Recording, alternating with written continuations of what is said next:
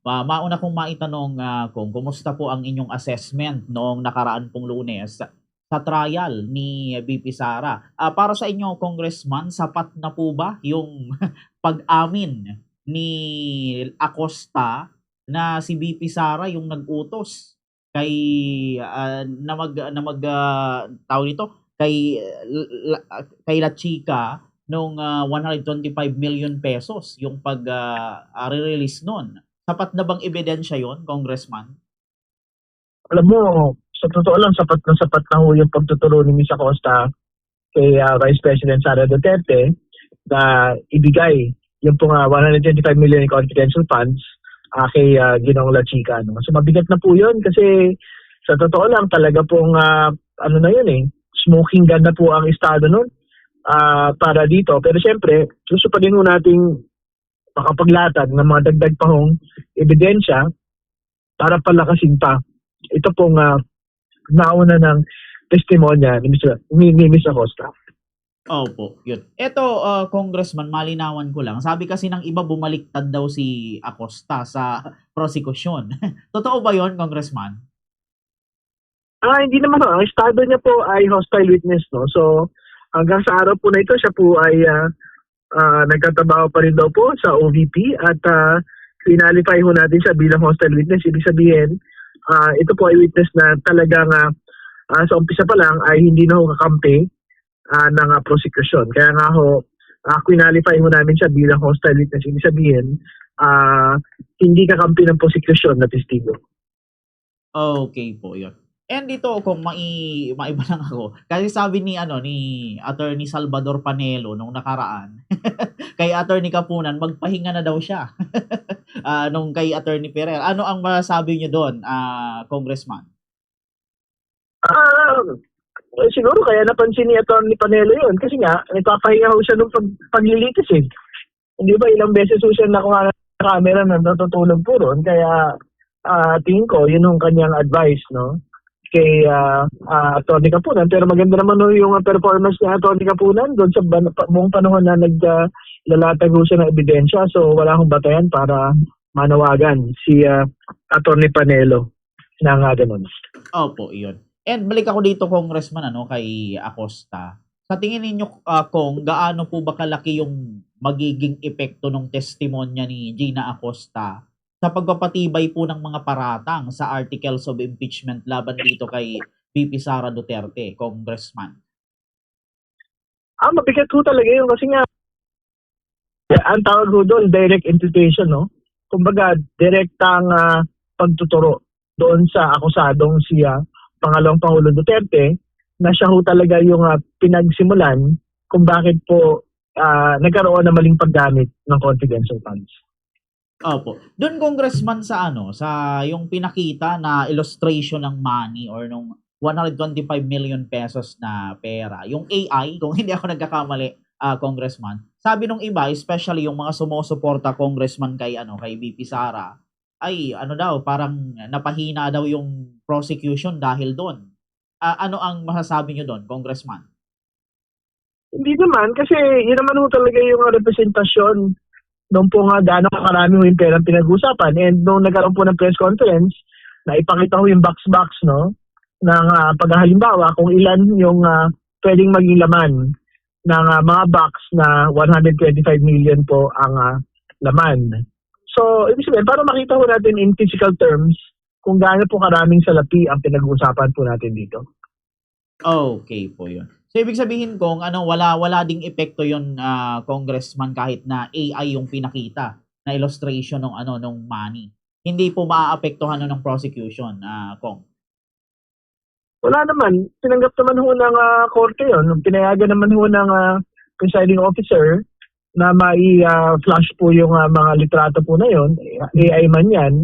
Dahil wala naman nagsabi na yun yung actual na itsura ho ng perang binigay ni Ms. Acosta kay Mr. La Chica. So basically, representative example. Malinaw po sa lahat na representative example lang po yun. So ibig sabihin, halimbawa lang po yung ipinakita ng litrato doon. Opo. And dito, Congressman, sabi naman ng defense, kulang daw o wala daw sapat na batayan yung pahayag ni Acosta kumpara sa mga opisyal na dokumento. Paano po ninyo yun, Congressman, sasalagin yung ganong argumento? Hindi ko alam kung ako yung nagsabi noon, no? Pero sa mga abogado, malinaw ho na hindi lang naman dokumento ang pinagbabatayan. Ah, pati mga testimonya pwede yung pagbatayan. Tsaka, wag nyo lang sabihin na walang dokumento na nagsasabing gano'n. Kasi nga, ah, sabi ho ng COA, bahagi po ng Notice of Disallowance for 2023 na nakasali din po siya Mr. Lachica ron na talagang dapat hindi ho ibinigay ang pera sa mga non-OPP personnel. Opo, yun. And dahil nga dito, Congressman, nabanggit din sa paglilitis yung paggamit ng 4 na gym bags sa paglipat ng pera. Paano po ito, Congressman, nauugnay sa iba pang testimonya tulad nung, halimbawa, nung kay Ramil Madriaga, Congressman? Pero totoo, merong mga nagsabi na may duffel bag o gym bag o malaking bag. So sinabi din po ito nung bank manager no, ng Land Bank. Sinabi ito ni Ms. Acosta, nabanggit din ito ni Madriaga. So siguro merong antas ng katotohanan yung pong pagsasabi na talagang sa mga ganun pong tipo ng mga bag, inilagay po yung mga pera. Opo. And para sa inyo, Congressman, nakatulong po ba o nakasagabal sa daloy ng interogasyon and observation yung moment na nahirapan si Acosta na sumagot sa wikang Pilipino and even sa Ingles sa simula ng kanyang pagtestigo, Congressman?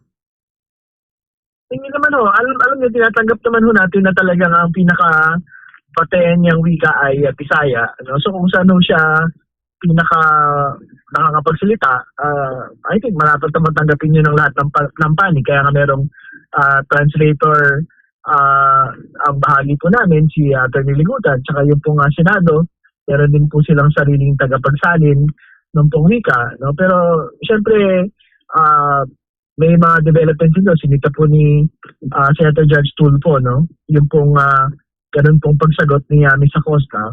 At nagbago din naman po yung kanyang demeanor. Ayoko namang palakihin pa yung pong bagay niyan. For as long as sumasagot po siya ng tama, batay sa kanyang alam, papabayaan lang po natin siya. Opo, iyon. And dito, sa mga nangyayari ngayon, Congressman, sa trial and sa mga mangyayari pa sa mga susunod na araw, sa tingin nyo ba, Congressman, lalo bang kailangan talaga ang pisikal na pagdalo ni BP Sara sa Senate Impeachment Court? Matapos nga yung mga ibininyag po ni Acosta, Congressman. At yung mahalaga ho talaga yung pagharap sa akusado sa kanya pong paglilitis. Kasi syempre, pagpapakita po yun ng talagang kahandaan niya na harapin po yung proseso. At syempre, kung meron siyang halimbawa, paninindigan na hindi talaga totoo itong mga paratang na ito, maganda ko talagang harapin niya yung mga prosecutors umuusig no, sa kanya. At talagang i-convey yung mensahe na handa siyang harapin po ito sa pinakadulo. Pero syempre, tinatanggap naman ho natin yung kanyang pagtingin na hindi ho siya dadalo. So we will leave it to the public to decide no, kung ito ba ay pag-iwas ng pangalang Pangulo sa pananagutan o ito po ay bahagi ng kanya pong estratehiya.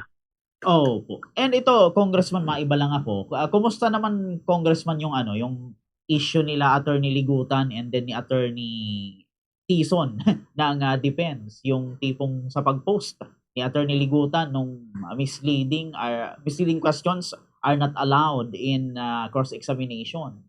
Palagay nyo ba kung sa-cite in contempt itong si Attorney Ligutan? Kasi sabi ni Senator Chis Escudero nung nakaraan, bawal daw yun eh. Baka daw magkaroon ng disciplinary measures. Ano po ang comment natin doon, Congressman? Tingin ko hindi naman. Pero antayin ho natin kung babanggitin pong muli ng ating pong presiding officer ito pong bagay na ito. Pero para malinaw lang, wala naman sinabi si Senator Chis na hindi ito katanggap-tanggap. No? Ang sabi lang niya, yan ang posisyon ng depensa. Kaya sila nagreklamo sa impeachment court doon sa post ni Attorney Ligutan. Pero ang sabi lang ng ating pong presiding officer, tingin nila maglalabas sila ng mga panuntunan o ruling dito po sa usapin po ng sub-judice ruling. Opo, yun. At ito, kung mga remaining question na lang po, next week or sa pag-resume ng trial ulit, ano pa kung Congressman yung ating maaasahan? And ito, nabalitaan namin kung parang ihaharap na yung about sa PSA Totoo po ba yon, Congressman? Inaasahan natin yan, no? So na maisalang po yung PSA at yung pong NBI kasi mga sinalang po yan doon sa House proceedings nung pong nakaraan. Yung PSA po, yung sinabi nila na wala pong record yung pong mga nakapangalan sa acknowledgement receipts, no? Tapos yung pong NBI para ipakita na yung pong mga pirma doon po sa acknowledgement receipts ay parang ginawa lang po ng isang grupo o ng ilang mga tao. Opo, yun. And ito, Congressman, bago po tayo magtapos, sa kasalukuyan pong takbo nung pagharap ng mga saksi, mga witness, ang tanong dito, Congressman, confident po ba ang prosecution na matatapos po ninyo ang pagpipresenta ng ebidensya sa target po ninyong schedule, Kong? Well, ang ginagawa naman namin, sumasalubong mo kami doon sa aspiration ng ating pong Senate President na matapos po ang paglilitis before December. So, hanggat maaari, kung kaya mo namin paiksiin pa yung pong mga araw ng presentasyon ng mga testigo, gagawin po namin yun.